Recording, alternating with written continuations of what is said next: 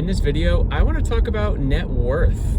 How to increase your net worth. Everyone's trying to look for ways of how to increase their net worth, and it's so buzzy on social media. Everyone talks about their net worth. I'm even guilty of doing it myself. I discuss my net worth on here sometimes as well. But honestly, net worth can be a little misleading. So I want to go over how you can improve your net worth the right way. And hopefully by the end of this video, you guys are gonna look at net worth a little bit differently. So for some additional context, my name is Chris. I've been an accountant for 10 years now. And to be quite honest, I hate the term net worth. I actually hate it.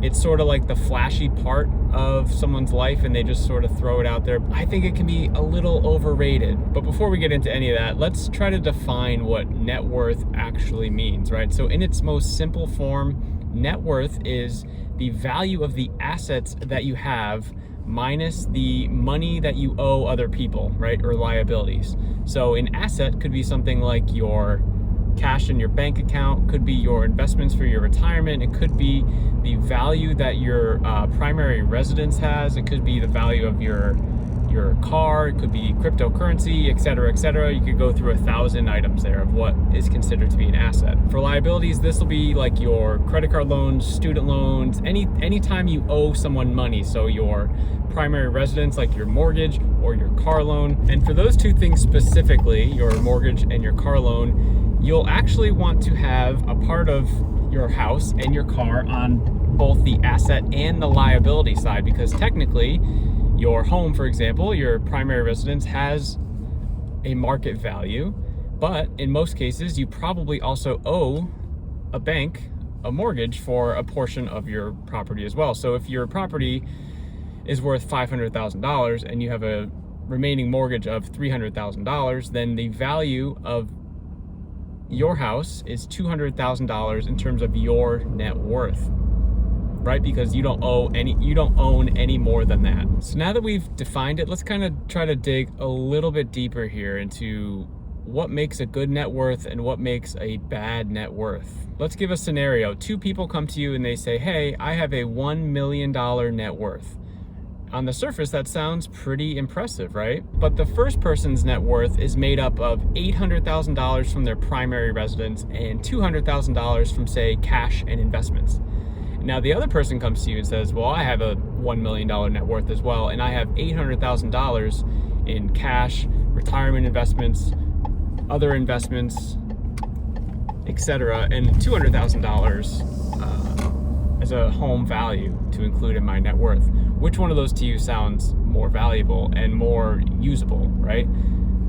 The one with the $800,000 worth of cash, investments, etc. Because while that's great that the $800,000 house is worth that much money, like if it's your primary residence, it's an asset, right? But it's sort of playing a different game because it's your primary residence just has a different value in terms of the market, because if you just stay there forever, sure, it could be worth a ton of money, but you're not able to like reap the benefits of it unless you get a refinance or something like that. You take out an equity line of your house, things like that.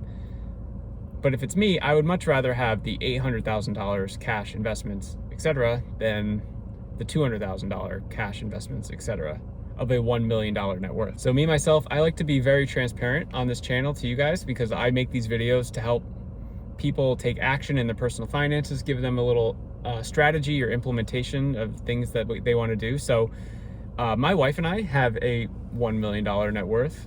Half of it is primary residence and half of it is, cash investments, etc. So ideally for us, like in a perfect world, we'd like both to go up. Our primary residence, we'd like that to appreciate as an asset, and we'd also like our cash investments, etc., to appreciate as an investment and continue to grow. But eventually we want that ratio to change where our primary residence, yeah, it's still growing, but the investments, cash, all that stuff's just skyrocketing. It doesn't honestly do us any good for our primary residence to have, to be worth all this money. Like, it's nice and everything, but we bought this house 2 years ago. We're definitely not selling it. Like, they're going to be burying us in this thing. So while it's an asset, yes, it just doesn't feel like an asset that we will be able to take advantage of per se.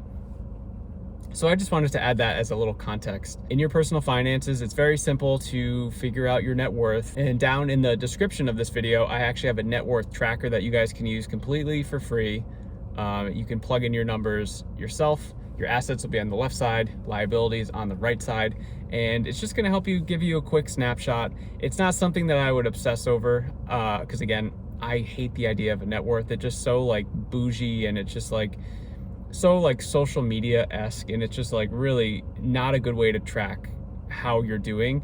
I would look at it occasionally, and then you could really just try to optimize everything, optimize the assets, increase your assets, figure out ways to increase your assets, and then figure out ways to reduce your liabilities. That's why I preach the first thing that people need to do, well, is create a budget. The second thing is to pay down all the debt, because what you're doing with your debt is you're paying interest for other people, for them to be wealthy, and that money could be used towards your asset side, building your own interest, building your own wealth, right? So debt is a wealth killer for you. It's a wealth generator for others. So keep that in mind. I make these quick little videos in my car about financial mindset, financial strategy, financial implementation. So if you appreciate that, check out the channel. There's way more of these. I'm gonna be uploading every single day. All right, I'll see you in the next one.